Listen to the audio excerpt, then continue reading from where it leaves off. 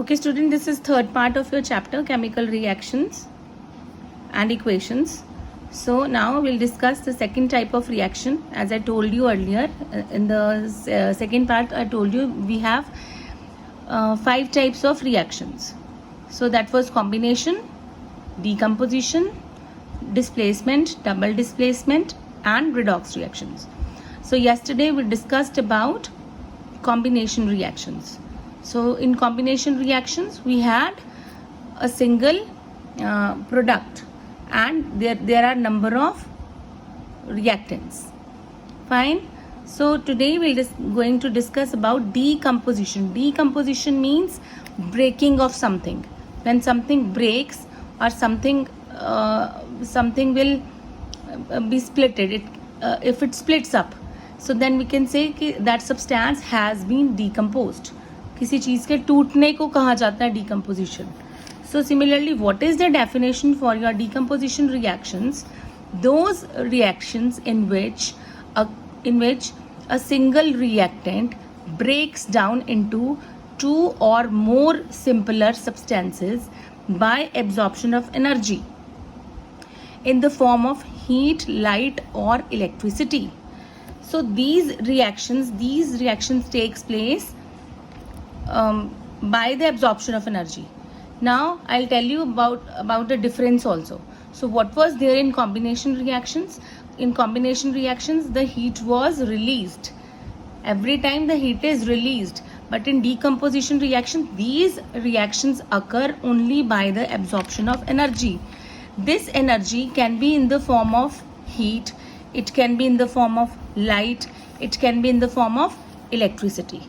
So on the basis of absorption of energy, we have divided the decomposition reaction into 3 types. So first is your thermal decomposition, second is your electro decomposition, third is your photo decomposition. As from the name is self-explanatory. Name is already self-explanatory. Thermal means heat. In the last topic, when in my last lecture, I told you thermal means heat. So you can guess from this that thermal decomposition means when decomposition reaction takes place by the absorption of heat, and electro decomposition means when decomposition reaction takes place with absorption of electricity. Photo decomposition means when decomposition reaction takes place with the absorption of light. Okay.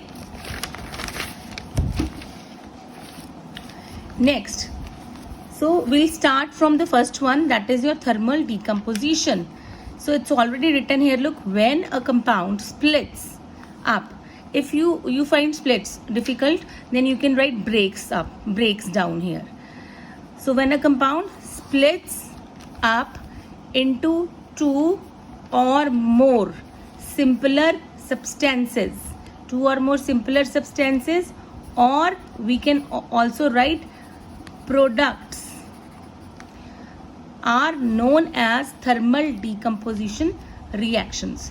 Now in your NCERT book you have an activity 1.5. You get so many questions based on this activity. So what is the activity? We have to take ferrous sulfate crystals in dry test tube. Then we have to heat them and observe. So after observing the changes that are taking place in the test tube, we have to write down the observation we get. So what is your observation? See, what is your observation? The green color of ferrous sulfate. So what is it? Ferrous sulfate is hydrated salt. It contains 7 water molecules in it. So what is the formula? It is FeSO4.7H2O. So I have given explanation on the next page that your FeSO4 is what? It is hydrated salt. Why we are saying it is an hydrated salt? Because it contains 7 molecules of water of crystallization. Fine. So now I'll explain you about observation, then we'll discuss it on the next page. So the green color of ferrous sulfate crystals first changes to white because your ferrous sulfate is a hydrated salt. It contains 7 molecules of water of crystallization. So when we heat any hydrated salt, what is the first step? It will lose its water of crystallization. When it will loses its water of crystallization, it loses its color and it changes to white. कोई भी salt है, it can be your copper sulfate, it can be your ferrous sulfate, कोई भी salt है, जब आप उसको heat करोगे, when you will heat them, these salts will change to white first, and then it becomes brown colored solid. After heating it, when we heat it, we strongly heat it. After getting white, we keep on heating that salt. So when we keep on heating that salt, it will change to brown colored solid. And what is that brown colored solid? That is your ferric oxide. That is your Fe2O3. Fine. So gas having the smell of burning sulfur. So while observation, what you will feel during this activity, first of all, what was the observation? Your green colored ferrous sulfate changes to white, and then after strong heating, it will change to ferric oxide. Then we'll get a smell of burning sulfur. Why that burning sulfur smell is coming out? Because of or due to the evolution of SO2 and SO3 gases. So we are getting, how many things we are getting? We are getting 3 products. On the decomposition of your ferrous sulfate, hydrated ferrous sulfate, we are getting 3 products. Fe2O3, ferric oxide, SO2, sulfur dioxide, and SO3 got sulfur trioxide. So this is the equation. I have written it for you. I have already written FeSO4.7H2O. This is in the solid form. This is your ferrous sulfate. And what is the name if you want to write the name of these water molecules also? So what will be the name? Ferrous sulfate heptahydrate. Heptahydrate. Hepta means 7. Hydrate means water molecules present. Whenever anything contains water, we'll say it is hydrated. So heptahydrate. So what is its full name? Ferrous sulfate heptahydrate. But that hardly matters. You can write ferrous sulfate in your exams. No one will deduct your marks for writing ferrous sulfate only. So when we will heat. So this triangular sign of this triangle shows that we are heating the reactant.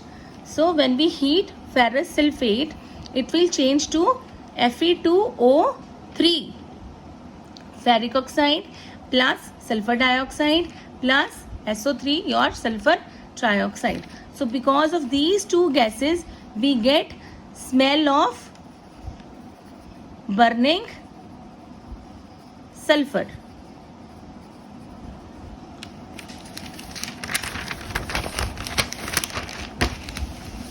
So I told you ferrous sulfate is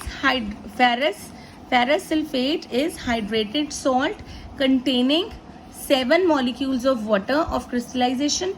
When we heat the green colored ferrous sulfate, first it changes to anhydrous ferrous sulfate. Anhydrous means, anhydrous का मतलब हुआ कि उसमें से water molecules जो है वो निकल चुके हैं.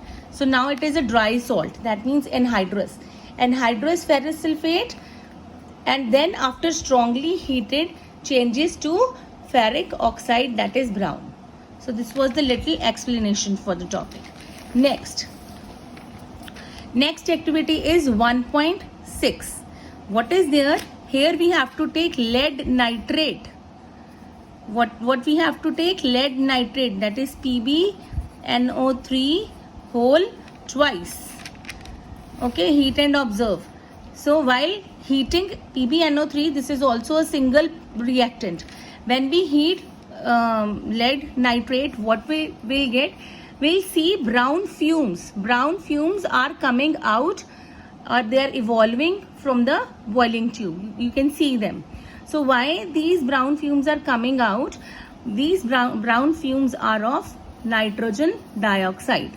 So this is very clear from the first point. Then when we heat lead nitrate, we get nitrogen dioxide as one product. Then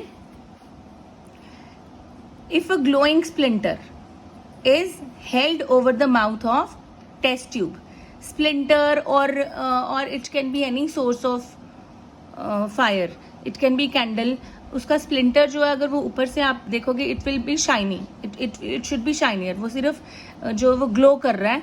and when you bring it near the mouth, what it will do, it will catch fire, and it will start burning.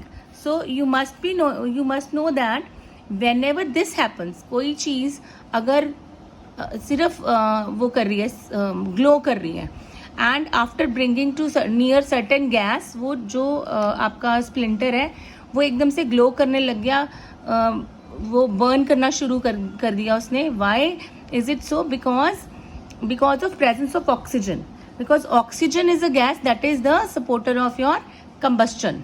Fine. So what is the first product we are getting in this activity? Nitrogen dioxide, and then we are getting oxygen also. So one more compound is formed during decomposition of lead nitrate, and that is your lead monoxide or lead oxide, that is PbO. Okay, so yellow precipitates of lead monoxide और lead oxide भी बोलते हैं उसको, they are left behind. So this is the equation, PbNO3 whole twice in the solid form. When we heat it, we are getting PbO plus we are getting NO2 gas and we are getting O2 gas. So PbO is what? This is in the form of yellow precipitates. So today's lecture will end up here, and in the last I would request you, please subscribe my channel. Don't leave it without subscription.